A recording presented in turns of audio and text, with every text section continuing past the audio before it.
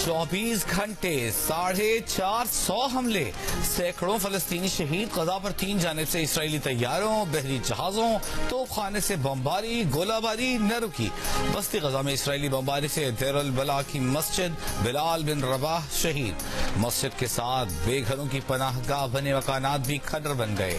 Israel ने गजा के सबसे बड़े अशफा अस्पताल के करीब बम बरसा दिए। अल कुद्स अस्पताल की जानिब आने वाले रास्तों को तबाह कर दिया। डॉक्टर्स विदाउट बॉर्डर्स के मुताबिक अस्पताल जख्मियों से, मुर्दा खाने लाशों से भरे पड़े हैं। शमाली गजा का इलाका मलिया मीट हो चुका। 7 अक्टूबर से आग उगलते इसराइली हमलों में शहदा की तादाद 8000, जख्मियों की 20,000 तक जा पहुंची। 3300 से ज्यादा बच्चे भी शहदा में शामिल। इसराइल ने इलॉन मस्क की स्टारलिंक कंपनी को गजा में काम करने की इजाजत देने से इनकार कर दिया। गजा में जुमे से बंद इंटरनेट और टेलीफोन सर्विसेज जुज़वी बहाल करने का दावा।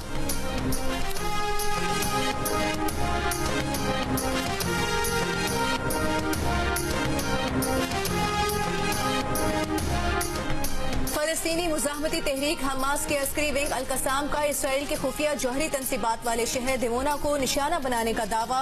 इसराइली फौजी गाड़ी पर हमले की वीडियो जारी कर दी। वीडियो में इसराइली गाड़ी को अल कसाम ब्रिगेड के रॉकेट से तबाह होते देखा जा सकता है। जमीनी कार्रवाई में शरीक एक फौजी ट्रक भी तबाह कर दिया। अल कुद्स ब्रिगेड का रफा के मशरकी इलाके पर इसराइली फौज पर मार्टर गोलों से हमले का दावा। लेबनानी तंजीम हिजबुल्लाह के भी इसराइली फौज पर हमले, फौजी गाड़ी तबाह। इसराइल के अंदर भी एक पोस्ट को निशाना बनाने की वीडियो जारी कर दी। 7 अक्टूबर को हमास के हमले के बाद इसराइली वजीर आजम नेतन्याहू ने अपनी फौज की नाकामी का एतराफ कर लिया। शदीद तनकीद के बाद अपने ही बयान पर माफी मांग ली। हमास के हमले के बाद वजीर आजम नेतन्याहू ने एक बयान में इसराइल की सिक्योरिटी और इंटेलिजेंस सर्विसेज को मौरद इल्जाम ठहराया था। कहा था हमास के जंगी इरादों से मुतालिक किसी भी मरहले पर कोई वार्निंग नहीं मिली।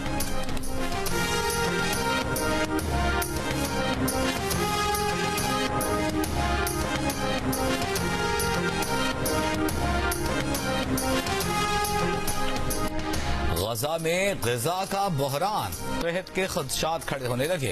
अपनी सरजमीन पर बेबस, गैर महफूज इसराइली हमलों से खौफजदा भूखे प्यासे शहरी अक़वाम मुत्तहिदा के गोदाम से आटा, गंदम और खाने पीने की अशिया के थैले उठाकर ले गए। आलमी खुराक एजेंसी ने गजा में सिविल ऑर्डर खत्म होने का खदशा जाहिर कर दिया। अमरीकी हुकाम ने गजा में पानी, खुराक और दवाओं की कमी न होने के इसराइली दावे पर सवाल उठा दिया। कहा गजा में काबिल एतमाद बैनुल-अक़वामी पार्टनर्स के मुताबिक खुराक, पानी और दवा की कमी बरकरार है। 22 अक्टूबर से अब तक इंसानी इमदाद के सिर्फ 94 ट्रक गजा में दाखिल हुए। 7 अक्टूबर से पहले इन ट्रकों की यौमिया तादाद 400 से ज्यादा थी। इसराइल का गजा के कुछ इलाकों में पानी की फराहमी का दावा।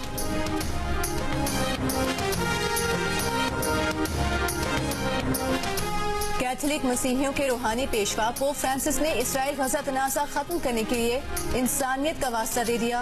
कहा कमजोरों को बर्बाद करना, भाईचारे को खराब करना संगीन गुनाह है। जंग हमेशा शिकस्त होती है, जंग बंदी की जाए। अक़वाम मुत्तहिदा के सेक्रेटरी जनरल एंटोनियो गुतेरेस ने गजा की सूरत हाल को मायूस कुन करार दे दिया। कहा अफसोस, इंसानी हमदर्दी की बुनियाद पर वक्फे की बजाय इसराइल ने फौजी कार्रवाई तेज कर दी। मुत्तहिदा अरब अमारात की दरख्वास्त पर अक़वाम मुत्तहिदा की सलामती काउंसिल का इजलास आज होगा। अमरीकी कौमी सलामती के तर्जुमान जेक सुलेमान ने कहा कि इसराइल को फलस्तीनी शहरियों और हमास में फर्क करना चाहिए। इसराइली वजीर आजम मगरबी किनारे के लोगों के खिलाफ इंतहा पसंद यहूदी आबादकारों का तशद्दुद भी रुकवाएं।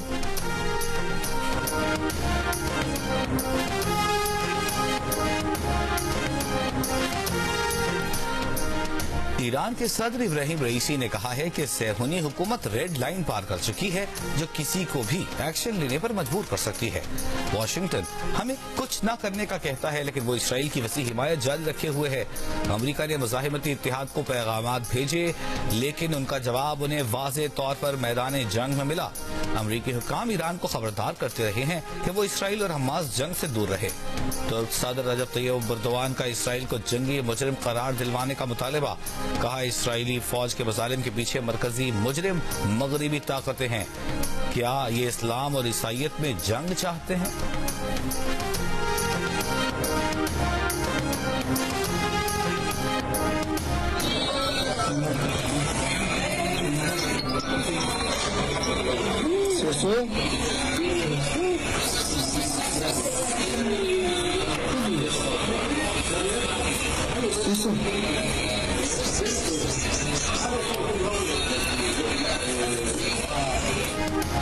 जो बच्चे बच गए उनके वालिदैन नहीं। गजा के अस्पताल में घूमने वाली इस बच्ची को इस्राइली हमले में तबाह घर के मलबे से निकाला गया था। गजा के हर गली कूचे का यही अलमिया है। बच्चे सोते घरों में हैं, जब होश आता है तो खुद को अस्पताल में पाते हैं। हमलों में कल दुनिया में आने वाला बच्चा भी शहीद हो गया।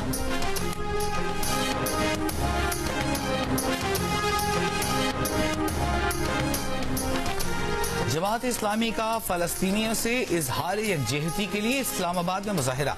अमीर जमात इस्लामी सिराजुल हक ने खिताब में कहा, हुक्मरानों का काम गजा में दवाइयाँ और खाना पहुँचाना नहीं, आपका काम गजा के अवाम को बचाना है। मुसलमान हुक्मरान अपनी जिम्मेदारियाँ पूरी नहीं कर रहे। अफसोस है कि मुसलमान हुक्मरानों ने अमरीका की तरफ देखना शुरू किया। चंद दिनों में 7,000 से जायद फलस्तीनियों को शहीद किया गया।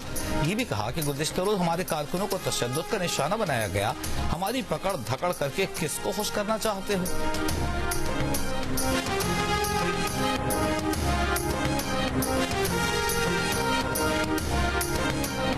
JUI के सरबराह मौलाना फजल रहमान का फलस्तीन की आज़ादी में बराबर के शरीक होने का ऐलान। कोयटा में तूफान अल अक्सा कॉन्फ्रेंस से खिताब करते हुए मौलाना फजल रहमान ने पूरी दुनिया मुसलमान हुक्मरानों को पैगाम दिया कि हम फलस्तीनी भाइयों के साथ हैं। यहूदी लॉबी को वाज़ेह करता हूँ, हमने तुम्हारे एजेंट को शिकस्त दी। तुम जिन्हें दहशतगर्द कहते हो, हम उन्हें मुजाहिद कहते हैं। फलस्तीन में बच्चे शहीद हो रहे हैं, हजारों बच्चे लावारिस हो चुके, पूरा गजा मलबे का ढेर बन गया। क्या दुनिया इसराइल की जारहियत नहीं देख रही? क्या दुनिया को इंसानी हुकूक नजर नहीं आ रहे?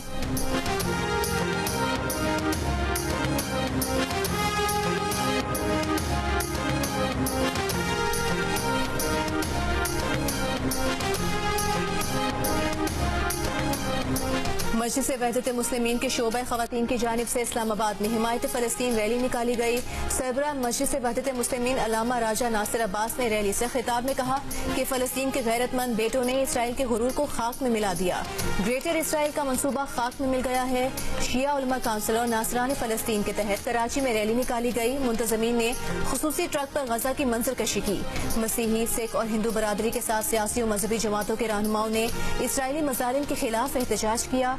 अल्लामा नासिर अब्बास तकवी, अल्लामा हसन जफर नकवी समेत दीगर शख्सियात ने खिताब में कहा कि हमास उम्मत मुस्लिमा का फख्र है।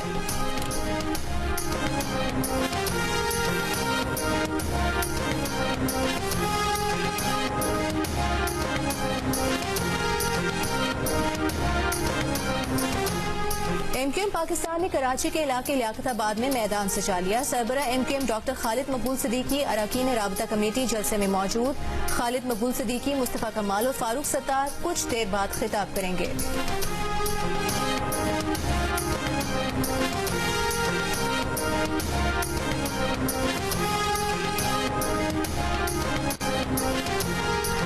ज़का अशरफ ने वर्ल्ड कप में पाकिस्तान की बुरी कारकर्दगी की वजह बता दी। कहा, नजम सेठी ने खिलाड़ियों को लीग्स खेलने की इजाजत दी। इसकी कीमत पहले एशिया कप और अब वर्ल्ड कप में चुका रहे हैं। खिलाड़ियों के फिटनेस मसाइल सामने आए। नसीम शाह स्क्वाड में शामिल नहीं, दूसरे खिलाड़ी भी थके हुए हैं, परफॉर्मेंस अच्छी नहीं। PCB मैनेजमेंट कमेटी के सरबराह ज़का अशरफ का इंटरव्यू। ये भी कहा कि जूम पर टीम को गाइड करना इससे पहले न देखा था न सुना था। कप्तान बाबर आजम का फोन न उठाने के राशिद लतीफ के इल्जाम पर कहा, राशिद लतीफ का बयान गलत है, जिस पर अफसोस है। सेंट्रल कॉन्ट्रैक्ट पर कहा कि प्लेयर्स के मुआहदे भारत भेज देंगे, प्लेयर्स साइन करें तो पैसा उनके अकाउंट में पहुंच जाएगा।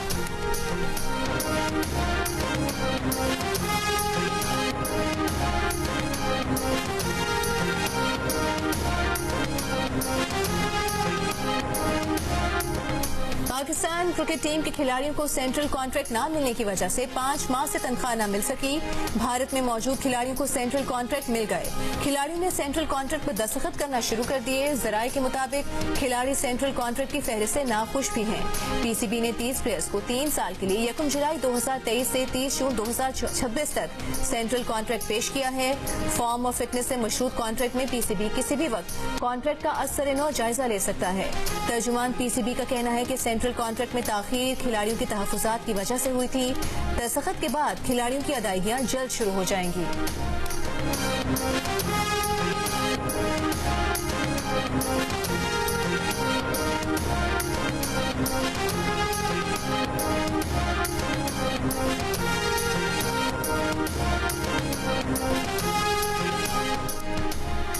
क्रिकेट वर्ल्ड कप में भारत के दिए गए हदफ 230 रन के ताक़ुब में इंग्लैंड की टीम ज्यादा मुजाहिमत न कर सकी, शिकस्त का सामना। David Malan 16, Jonny Bairstow 14 run बना सके। जो रूट और बेन स्टोक्स सिर्फ पर आउट हुए। भारत ने पहले बैटिंग करते हुए 9 विकेट पर मजमूई तौर पर 229 रन बनाए। पॉइंट्स टेबल पर इंग्लैंड की टीम सबसे आखिरी नंबर पर मौजूद है। पॉइंट्स टेबल पर जनूबी अफ्रीका की 10 पॉइंट्स के साथ टॉप पोजीशन बरकरार। भारत की 10 पॉइंट्स के साथ दूसरी पोजीशन। न्यूजीलैंड 8 पॉइंट्स के साथ तीसरे। ऑस्ट्रेलिया 8 पॉइंट्स के साथ टॉप 4 में बराजमान। पाकिस्तानी टीम 4 पॉइंट्स लेकर छठे नंबर पर है।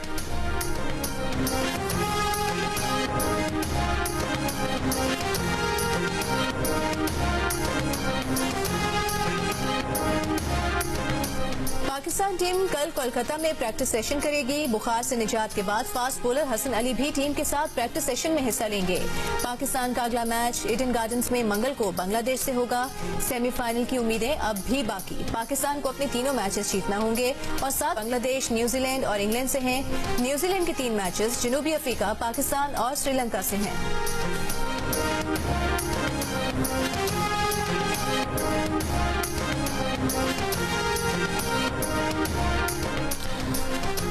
तवील मुद्दत के लिए हुक्म इम्तना अदालती निजाम की नाअहली को जाहिर करता है। इस्लामाबाद हाई कोर्ट के जज जस्टिस बाबर सत्तार का जस्टिस फॉर ऑल से खिताब। कहा, हुक्म इम्तना की वजह से टैक्स और दीगर मालियाती मामलात इल्तिवा का शिकार हो जाते हैं। अदालतों के सामने खरबों रुपए के टैक्स के दावे और दीगर मालियाती केसेस फंसे हुए हैं। मुकदमात का मैनेजमेंट सिस्टम इस तरह होना चाहिए कि ज़ेर इल्तिवा केसेस पर तेज रफ्तारी से फैसले हो सके। जस्टिस बाबर सत्तार का कहना था, बजाय ये कि अदलिया को दीगर तमाम इदारों के मामलात में घसीटा जाए, मखसूस मामलात को बेहतर गवर्नेंस के जरिए इंतजामी सतह पर हल किया जा सकता है। इस मौके पर IMF के साबिक ओहदेदार मसूद अहमद ने कहा, पाकिस्तान समेत दुनिया के 30 ममालिक हैं जहां कर्ज का बोझ बहुत बढ़ चुका है।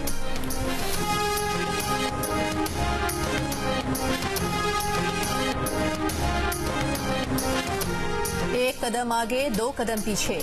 फ्रीडम नेटवर्क ने खुसूसी रिपोर्ट में पाकिस्तान को कानून साजी के बावजूद सहाफियों के खिलाफ जराइम रोकने में नाकाम करार दे दिया। कहा, पाकिस्तान सहाफियों के तहफ़्फ़ुज़ से मुताल्लिक़ कानून साजी करने वाला वाहिद मुल्क है। इसके बावजूद पाकिस्तानी रियासत सहाफियों के खिलाफ जराइम को रोकने के लिए इस कानून साजी को इस्तेमाल करने में नाकाम रही है। गुज़िश्ता 2 बरस में पाकिस्तान में सहाफियों के अगवा, तशद्दुद, बगावत के गैर साबित शुदा इल्ज़ामात में खतरनाक हद तक इजाफा हुआ है। आलमी तंजीम ने रिपोर्ट में मजीद कहा है कि पाकिस्तान में सहाफियों के खिलाफ जराइम के सबसे ज्यादा वाक़यात इस्लामाबाद और सिंध में पेश आए।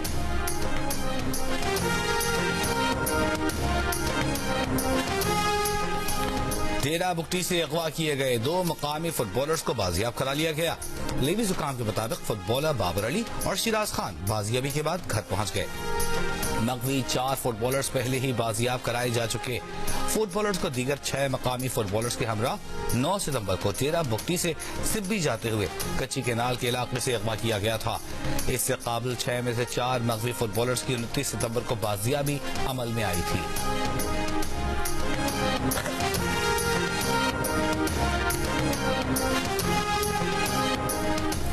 कराची में पुलिस ने मुबैना मुकाबले में स्ट्रीट क्राइम के 4 मुलजिमान हलाक कर दिए। मुकाबला थाना सऊदाबाद की हुदूद में हुआ। पुलिस के मुताबिक फायरिंग के तबादले में 2 शहरी और 1 पुलिस एहलकार जख्मी हुआ।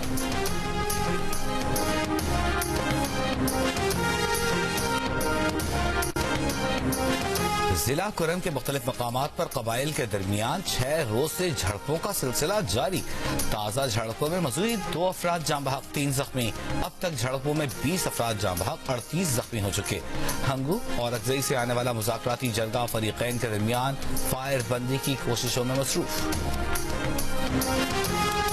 चमन में बाबे दोस्ती बॉर्डर से पैदल आमद-ओ-रफ्त के लिए नई शराइत पर एहतजाज का नवा रोज। धरने के बायस चमन में इंसदादे पोलियो की 7 रोजा खुसूसी मुहिम मुलतवी करने का फैसला। एहतजाज करने वाले ताजिरों का कहना है कि रोजाना 30,000 अफराद की आमद-ओ-रफ्त पासपोर्ट से मुमकिन नहीं। चमन और स्पिन बोल्डर के ताजिरों को शिनाख्ती कार्ड तस्कीरा पर आमद-ओ-रफ्त बहाल की जाए। PIA को ईंधन की फराहमी के बाद फ्लाइट ऑपरेशन में बेहतरी। गिलगित स्कर्दू में फंसे सयाहों को निकालने के लिए PIA की आज 6 परवाजें बहाल। मनसूखी की वजह से सैकड़ों मुल्की गैर मुल्की सयाह स्कर्दू और गिलगित पे फंसे हुए हैं। माली बहरान और ईंधन न मिलने के बायस PIA की तकरीबन 600 परवाजें मनसूख हुई।